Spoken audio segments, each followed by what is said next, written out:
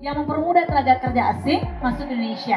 Mulai dijalankan yang tadi kewajiban berbahasa Indonesia, kemudian memberikan karpet merah yang seharusnya dia ada 6 bulan gitu. Ini sampai terus-menerus bisa diperbarui dan selamanya. Dan saya dapat Pak Jokowi mengeluarkan peraturan Presiden nomor 20 tahun 2018 tentang tenaga kerja asing. Saya dapat informasi juga, bukan informasi yang hoax gitu ya, bahwa ternyata yang masuk di sini, saya punya data bahwa yang masuk ke sini tenaga kerja kasar, nggak usah jauh-jauh ke sampai ke mana Morowali gitu, ke Cikunir yang pembuatan kereta api cepat itu banyak tenaga kerja asing yang tidak bisa berbahasa Indonesia dan upahnya itu rata-rata di atas upah minimum provinsi rakyat Indonesia. Ya kalau mereka rata-rata 40 juta gitu, kalau kita cuma 2,5 juta, luar biasa. Dan sayangnya gajinya itu tidak kita bangsa negara ini tidak menikmati karena kan mereka menggunakan sistem yang namanya Alipay kalau nggak salah, langsung ditarik ke negerinya yaitu di Cina karena kebanyakan tenaga kerja asing asal Cina. Bismillahirrahmanirrahim. Assalamualaikum warahmatullahi wabarakatuh.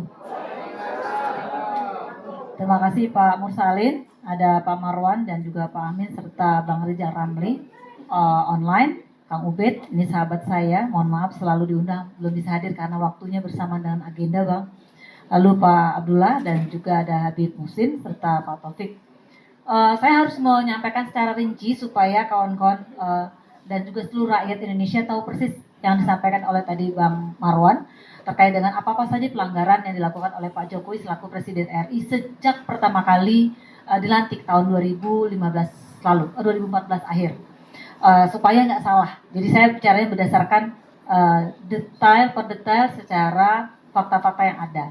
Pada 2014 lalu Pak Jokowi saat kampanye itu telah berjanji akan di hadapan buruh, saat itu diwakili oleh Bu Rieke Diah Pitaloka, terkait dengan trilayak. Trilayak itu upah layak, kemudian pekerjaan layak, dan juga hidup layak.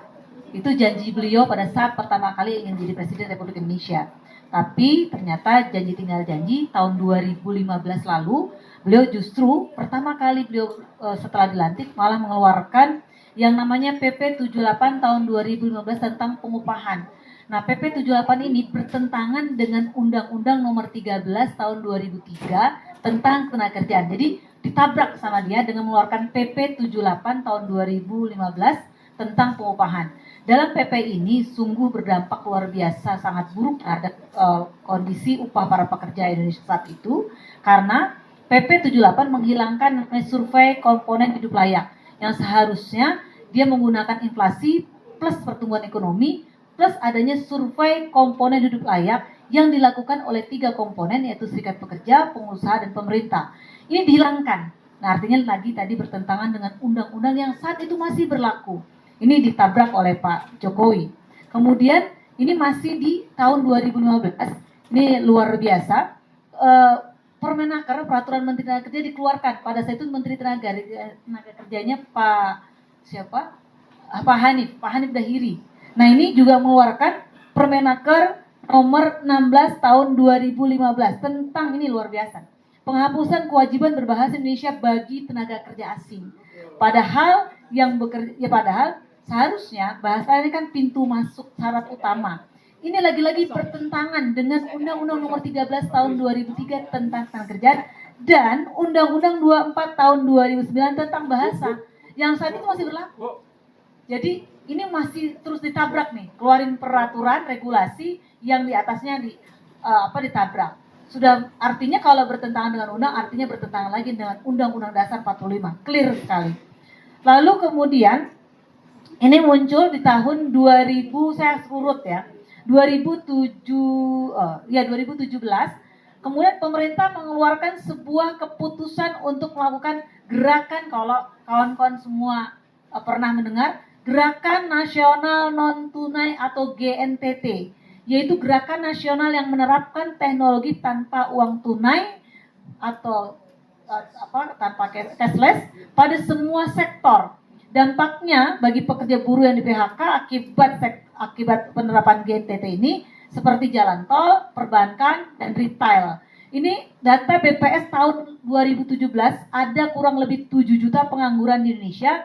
Lalu gara-gara penerapan non tunai ini ada sekitar lebih kurang 2 juta, nambah 9 juta pengangguran Indonesia saat itu. Dan padahal lapangan pekerjaan saat itu Indonesia belum menerapkan. Dan saat itu saya masih bekerja di sektor jalan tol, ada kurang lebih 20.000 orang pekerja jalan tol yang nganggur di PHK dan sekarang nganggur. Sekarang nggak kerja apa-apa. Ya. Kalau saya waktu itu sempat menyampaikan 2016 langsung ke Pak Jokowi berhadap-hadapan karena saat itu ada yang namanya, saya sebagai wakil ketua lembaga kerjasama tripartit nasional, saya diundang saat itu ada peresmian tentang rumah buruh saat itu. Tapi kenyataannya rumah buruh itu tidak pernah ada. Saya menyampaikan langsung karena beliau bilang yang diundang adalah para ketua-ketua serikat di BUMN dan salah satunya saya. Saya menyampaikan langsung, Pak Jokowi, ini kenapa ada pergerakan non tunai dan itu gardu tol otomatis nanti akan ada dan ada kurang lebih teman-teman saya 20.000 orang di PHK.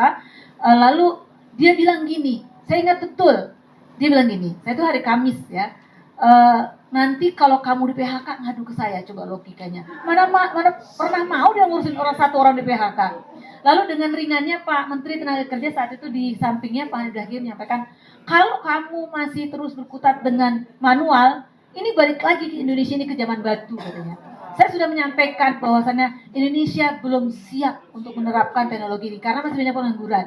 Di Amerika sekalipun saya bilang, di Korea, saya pernah ke Korea Selatan, lalu di Amerika, saya bilang ke Jepang, itu jalan tolnya itu masih menyediakan yang cash gitu ya, masih yang menyiapkan tunai. Tidak semua 100%, termasuk gedung-gedung bertingkat masih menyiapkan tangga darurat. Nggak semua lift, saya bilang gitu. Dan kenyataannya banyak yang ujung-ujungnya kalau ditelusuri lagi ini adalah soal bisnis ya. Ujung-ujungnya saya punya data untuk itu.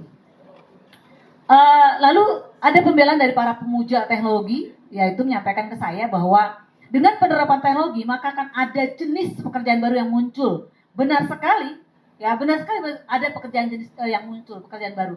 Tapi sayangnya pekerjaan tersebut masih kurir, driver online gitu loh. Nah ini dengan mengatasnamakan sistem kemitraan, padahal sesungguhnya itu kemitraan palsu. Karena apa saya bilang, pekerja tidak berdaya di sana. Di sana tidak ada upah, ya transaksi tarif langsung langsung diberikan gitu tanpa ada negosiasi. Kalau ada kesalahan langsung disuspend. Dan nasib kurir, saya punya anggota di kurir dan driver online ini, saya punya banyak yang tiap hari mati kurang lebih 10 orang untuk yang kurir. Karena kerjanya luar biasa, dari pagi sampai ke pagi lagi. Dan itu upahnya, kalau nggak salah satu paket cuma 100 rupiah. Ya.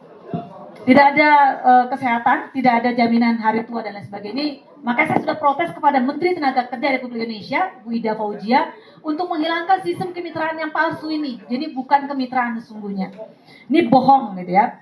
Kemudian selanjutnya saya harus urut gitu supaya nggak salah. 2018 ini lagi-lagi bertabrakan dengan undang-undang. Pak Jokowi mengeluarkan peraturan Presiden nomor 20 tahun 2018 tentang tenaga kerja asing yang mempermudah tenaga kerja asing masuk Indonesia.